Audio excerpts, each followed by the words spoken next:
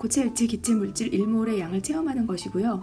기구로는 전자저울, 약숟가락, 비커, 스포이트, 풍선, 풍선 펌프, 핀셋이 필요하며 시약으로는 염화나트륨, 에탄올, 물, 아연, 구리, 샤프심이 필요합니다. 물의 물질량을 구해보도록 해요. 물은 수소 원자와 산소 원자로 되어 있습니다. 수소는 원자량이 1.0이고 산소의 원자량은 16.0입니다. 수소가 2개 있기 때문에 곱하기 2를 해주고 합산하면 18이 물의 분자량이고 g을 붙이면 물 1몰의 질량입니다. 물은 밀도가 1g/ml로서 18g은 18ml가 되겠습니다. 그래서 전원을 켜고 비커를 얹어 놓았습니다. 그랬더니 비커의 질량이 나왔네요. 0점을 누르고 되어 있는 물을 넣어 보도록 하겠습니다. 물의 밀도가 1g/ml이므로 18ml를 눈금 실린더로 측정해도 됩니다. 지금은 질량을 측정하고 있죠. 스포이트로 물을 전자저울 위에 계속 떨어뜨려서 18g을 맞추고 있어요. 한 방울 한 방울 떨어뜨려 가면서 지금 이렇게 해서 물 18g 1몰 담아 보았습니다. 염화나트륨은 나트륨이온과 염화이온으로 구성되어 있는데요. 나트륨의 원자량은 23이고 염소의 원자량은 35.5이고 합하면 58.5가 염화나트륨의 화학식량이 되겠습니다. 염화나트륨 1몰의 질량은 그러므로 58.5g이 되겠습니다. 염화나트륨 1몰 질량을 측정해 보도록 하겠습니다. 저울을 준비했고요. 염화나트륨을 준비했습니다. 염화나트륨은 NaCl로 약수저로 질량 측정용 접시에 올려놓고 0점을 누른 이후에 58.5g을 달려고 합니다. 시약이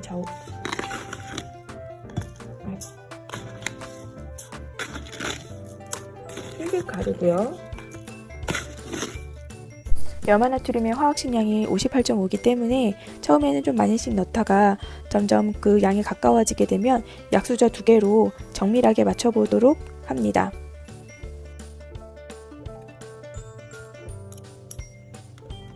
(58.50g을) 측정하였습니다.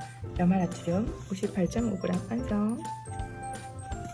아연은 원소기호가 ZN이고 금속 결합을 한 물질입니다. 아연의 원자량은 65.3이고 1몰의 질량은 65.3g입니다. 아연의 질량을 측정해 보도록 하겠습니다. 65.3g이고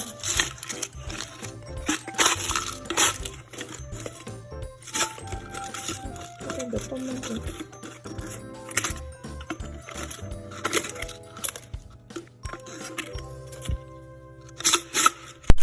여러분들 보시면 긴 아연 막대가 보이는데 그거는 볼타전지 만들 때 쓰는 거고요. 작은 조각들은 금속과 염산과의 반응에 또 쓰이는 거였어요. 그래서 작은 조각과 큰 조각으로 질량을 맞추고 있는 상황입니다.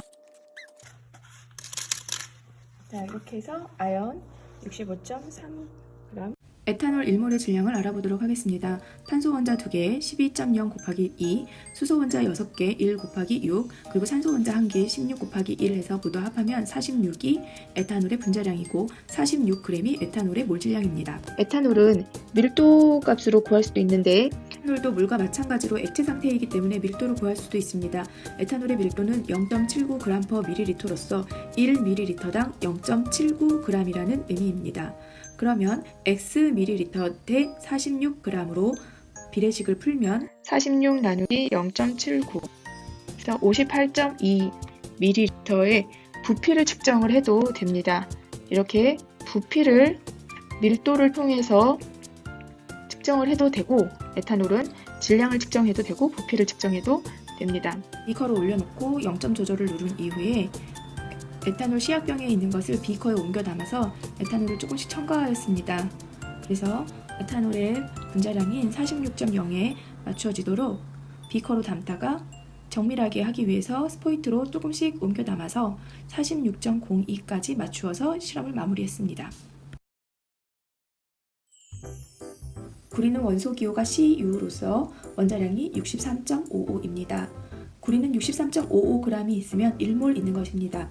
구리의 몰수 N은 구리의 원자량 분의 질량으로 구합니다. 구리는 이렇게 판으로 지금 되어 있어서 0.55 거의 한 장이 몇 g이에요. 얘는 이렇게 하고 이거의 몰수를 계산할게요. 70.16이 몇 몰인지를 계산하는 게 빠르겠어요. 제시된 실험 영상을 보셨습니까? 우리는 이 공식을 사용할 건데요. 질량을 화학식량으로 나누는 식입니다. 질량의 단위는 g이고요. 실험 속에서는 구리의 질량이 70.16이었습니다. 분자 자리에 70.16을 써주시고 분모 자리에는 63.55를 적어주세요.